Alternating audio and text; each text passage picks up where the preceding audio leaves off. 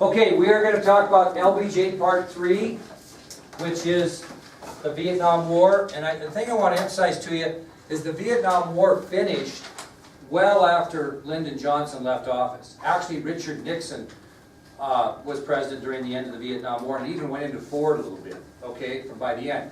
And I just want you to know that you're going to see the Vietnam Wall when you go to Washington, D.C., and there's like 58,000 names on that. Most of those names on that Vietnam Wall did not come as a result of Johnson's presidency. Most people think that Johnson was the bad guy that screwed up Vietnam, and he had his issues. But most of the names on that wall, the majority, are from when Nixon was president. So just keep that in mind. So this war that we're going to talk about, we're not going to really get to the end of it during this lecture material, because we're going to get through Johnson's administration, and we're going to talk about some other things, and the war is going to continue through Nixon's administration. So we're giving you the early half of the Vietnam War.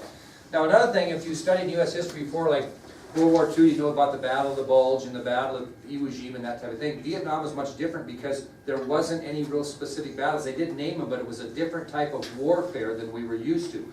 It was terrorist warfare and jungle fighting and a lot of things that we weren't used to. So it's a little more difficult to teach the specific war that, you know, than it would be to do World War II. But let's kind of start with our first subtopic, which is background on the country of Vietnam, okay? And basically what it is we'll tell you how this thing even came about, okay? Now, during the 1940s and early 1950s, you know what country controlled Vietnam? China. No? You'd be surprised, I think. Right. France. France had control of Vietnam in the 1940s and early 1950s. It was under French control. And the problem always stemmed with North Vietnam. And France had been involved in a lengthy war with North Vietnam. Why? What did North Vietnam want to do? Control the whole country. Okay, and we'll talk about that in a minute. So France had been fighting a lengthy war with North Vietnam, and finally, after 8 years of fighting to no avail, they just withdrew from the country. They just said, you know, this isn't worth trying to possess. Okay? So again, in the 1940s and early 1950s, Vietnam was under French control. France had been involved in a long, lengthy 8-year battle with North Vietnam to try to keep control of that country. Finally, after 8 years, they had had enough and said, you know, it isn't worth it, we're pulling out, which they did. Now, because people were concerned, when France withdrew, there was an international agreement that actually divided Vietnam into two parts, North Vietnam and South Vietnam. And I'm going to kind of explain that differences between the two. So when France withdrew, the country was split by an international agreement that divided it into two parts, North Vietnam and South Vietnam. They actually had a border between the two countries, which we'll talk about. Okay? Now, North Vietnam was under communist control. Okay, it was a communist-controlled country. North Vietnam was communist. The capital city of North Vietnam was Hanoi, which is on your ID sheet. And North Vietnam was controlled by a communist leader by the name of Ho Chi Minh, which is on your ID sheet. So again, after France withdrew from Vietnam, an international agreement divided the country into two parts, North Vietnam and South Vietnam. North Vietnam would be under communist control with Hanoi as the capital city and Ho Chi Minh as the communist leader of that country.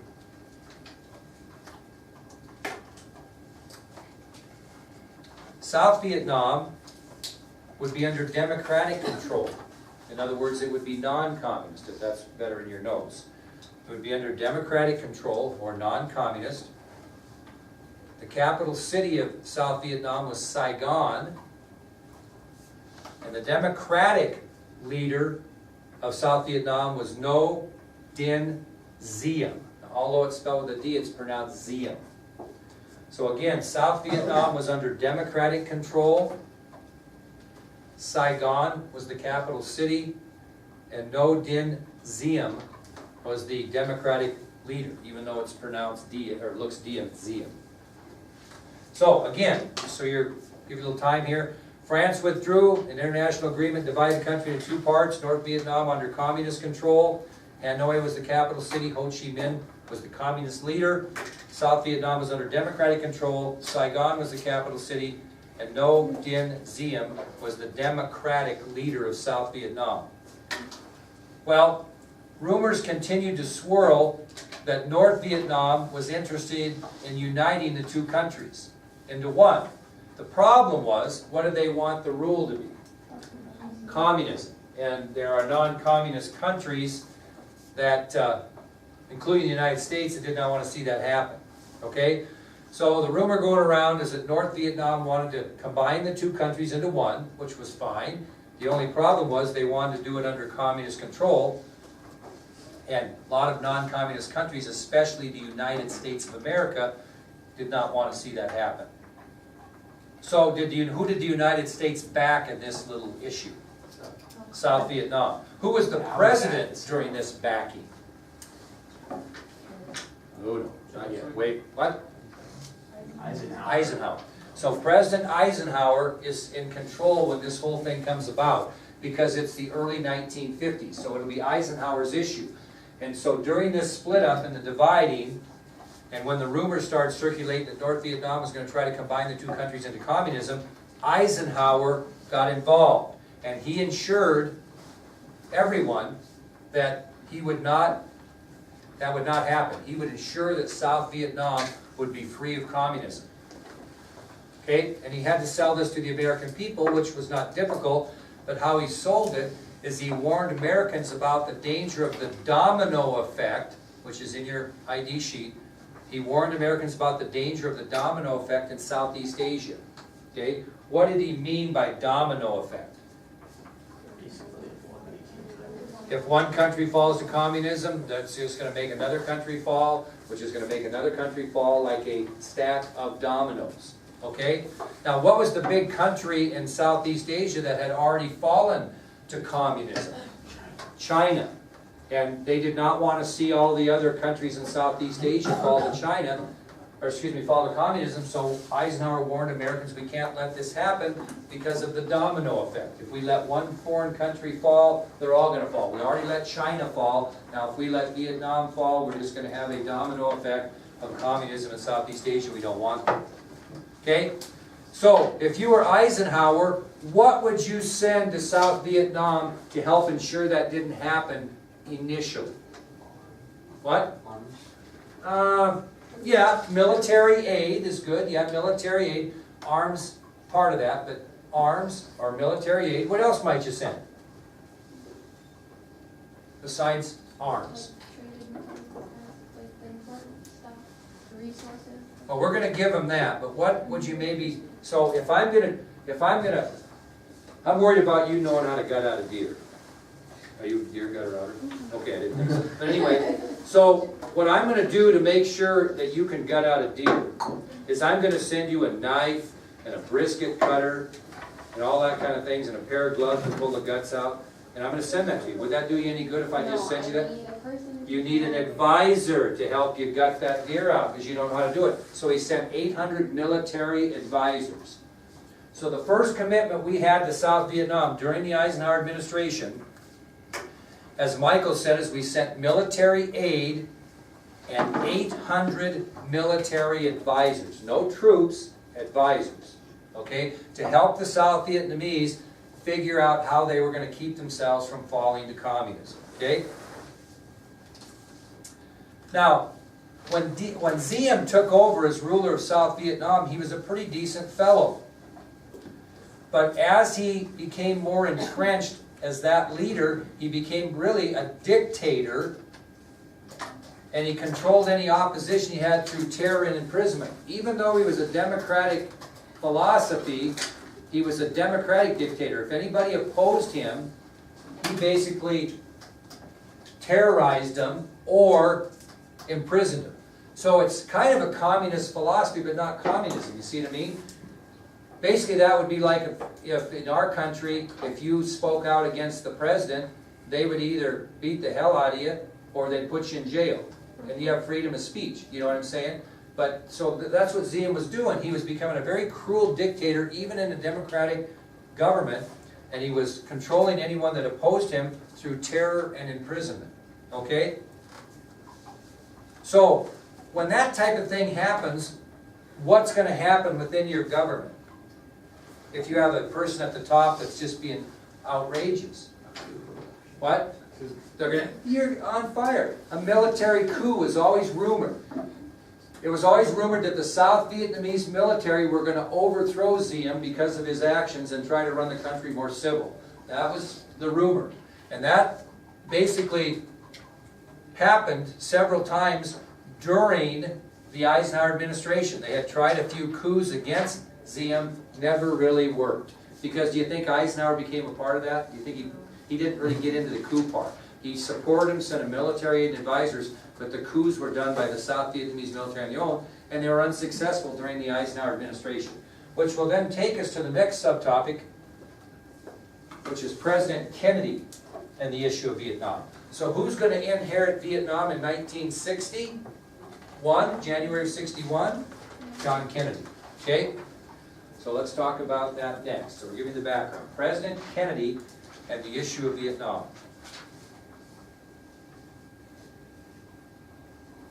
Consider the things I've told you about how Diem was getting. Well, President Kennedy actually visited Vietnam in the late 1950s when he was a what? Senator. Okay? And he was impressed with Diem at that time. He liked him. He thought he was a good guy. So President Kennedy had been impressed with Prime Minister Diem during the visit to Vietnam when Kennedy was a senator in the 1950s. He kind of liked the guy. Okay? He kind of liked the guy. So Kennedy visited Vietnam in the late 1950s when he was senator, and he was impressed with Prime Minister Diem when he went to South Vietnam. I liked the guy. Okay?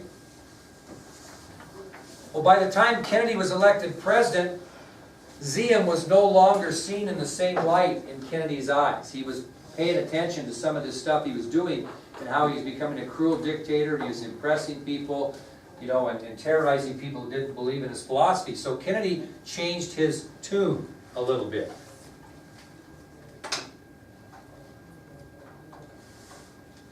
As far as Diem went. Now, what two areas has Kennedy diffused, so to speak, by 1963? By the time he was assassinated, what two areas had he kind of diffused and gotten under control that had the same kind of issue with communism? Cuba and, well, not Russia, but what's next to Russia? What's that area we always protected? Berlin. So by 1963, prior to the Kennedy's assassination, he had kind of diffused the issue in Cuba, and he also had Berlin pretty much under control. Two hot spots of communist action where people tried to take those areas and maybe make them into communism. So what was Kennedy's philosophy on Vietnam from January 1961 when he took office until 63? What was his real philosophy on that? Did he give a rat's rear end about it? Not really. He didn't care much about the Vietnam issue. He didn't see that as very important. He didn't think Vietnam was a place where anything good could be accomplished. And he made it real clear that he didn't think the United States should be involved in a war in Vietnam. And that's kind of crucial when you think about what happened after Kennedy was assassinated. So I'll repeat that again, put it in your words, whatever. During Kennedy's time in office, he was busy diffusing Cuba and he was busy diffusing Berlin. He didn't see Vietnam as a very important place to spend your time. He didn't see anything good could be accomplished by getting involved in Vietnam. And he made it clear many times in his administration he did not want the United States involved in any kind of a conflict in Vietnam. Okay? So he didn't think the United States should fight a war in Vietnam, but did he have a problem helping them in their fight? Supplying advisors and military aid as Eisenhower did. No, he really didn't see a problem in that. But he made it clear it was their war to win. Okay? It was their war to win. So he continued during his administration to increase the amount of military aid, military advisors, and financial aid he threw on top of it to South Vietnam when he was president. But he made it clear that he didn't think it was a place we ought to be spending our time or fighting it. But he had no issue in trying to help them. Okay? How many advisors did Eisenhower send in? 800. The number of advisors rose from 800 to about 16,000 during the Kennedy presidency. So there were about 16,000 military advisors in Vietnam from the time President Kennedy took office to the time he was assassinated. 16,000 advisors. So he sent military aid there, he sent financial aid, money, and he also increased from 800 to 16,000 advisors to try to help these people stay out of the communist realm. Okay? Now, on Monday, September 2nd, 1963, on Monday, September 2nd, 1963, about 2.5 months prior to what? His assassination, CBS correspondent Walter Cronkite, who we've talked about many times, sat down and interviewed President Kennedy, and the entire topic of the interview was what? Vietnam. This is crucial, you know. You don't have to write much because I'm going to read some stuff to you, but I want you to get that down. On September 2nd, 1963, about 2.5 months before his assassination, President Kennedy was interviewed by CBS correspondent Walter Cronkite, and the entire discussion in the interview was Vietnam and what Kennedy's philosophy of Vietnam was. Okay? So when you talk to people in history, most would tell you, and maybe you'll feel this way after you listen to the interview I'm going to read to you, is that Kennedy probably wouldn't have dug himself into Vietnam like Johnson did. Okay? But here's the interview. Just put your pencils down and listen. Walter Cronkite starts out by saying this, and I want you to listen to see what you think he's saying. Both parties. Mr. President, the only hot war we've got running at the moment is, of course, the one in Vietnam, and we have our difficulties there quite obviously. Kennedy's response was, I don't think that unless a greater effort is made by the government to win popular support, that the war can be won out there. In the final analysis, it is their war. They are the ones who have to win it or lose it. We can help them, we can give them equipment, we can send our men out there as advisors, but they have to win it, the people of Vietnam, against the communists. We are prepared to continue to assist them, but I don't think that the war can be won unless the people support the effort, and in my opinion, in the last 2 months, the government has gotten out of touch with the people. What is he saying? He's saying that that's their game, it's their game. He wonders if they can do it because their government's struggling. Why are they struggling? Because they have a dictator that's a tough dude to deal with, and they're having troubles despite that. Cronkite then said to President Kennedy, do you think this government has time to regain the support of the people? And he's talking about which government? South Vietnamese. President Kennedy says, I do. With changes in policy and perhaps with personnel, I think it can. If it doesn't make those changes, I would think that the chances of winning it would not be very good. Cronkite says, hasn't every indication from Saigon been that President Diem has no intention of changing his pattern? And what is his pattern? Harsh rule, okay? And President Kennedy answers that question by saying, if he does not change it, of course, that is his decision.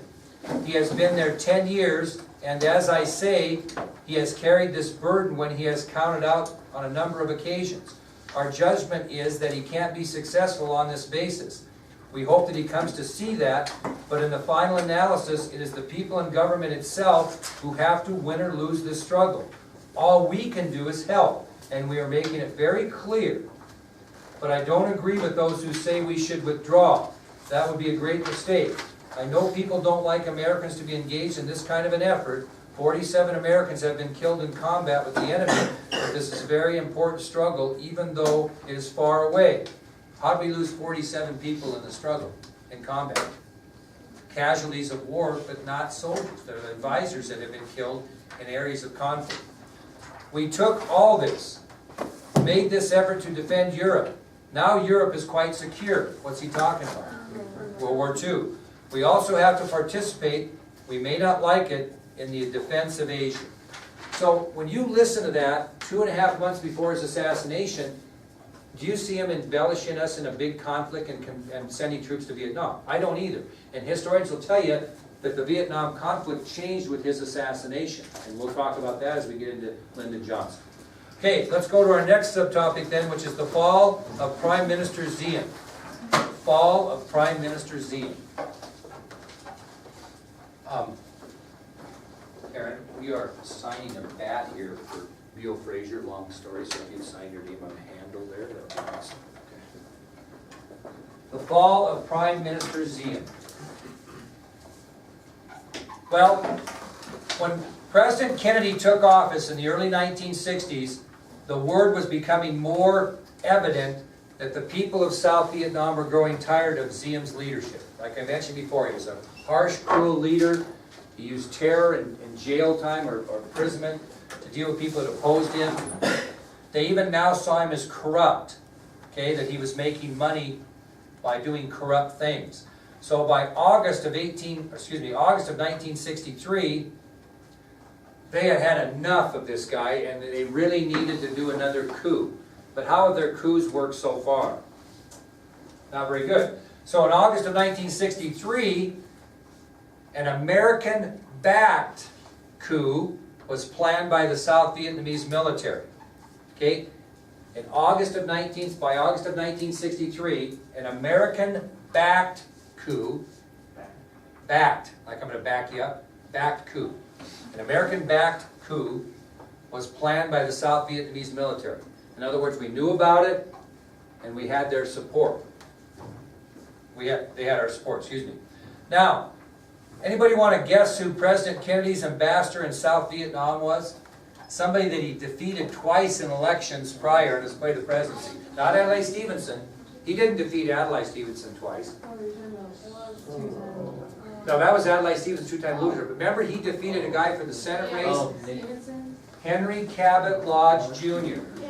So what Kennedy did is he appointed Henry Cabot Lodge Jr., a guy he had defeated in a Senate race and also defeated, he ran with Nixon in the vice presidency, remember in 1960? He appointed him ambassador to South Vietnam. So Kennedy did a good job of trying to balance his cabinet and make things work. So the South Vietnamese ambassador to the United Nations, or United States, was Henry Cabot Lodge Jr. And Henry Cabot Lodge Jr. thought this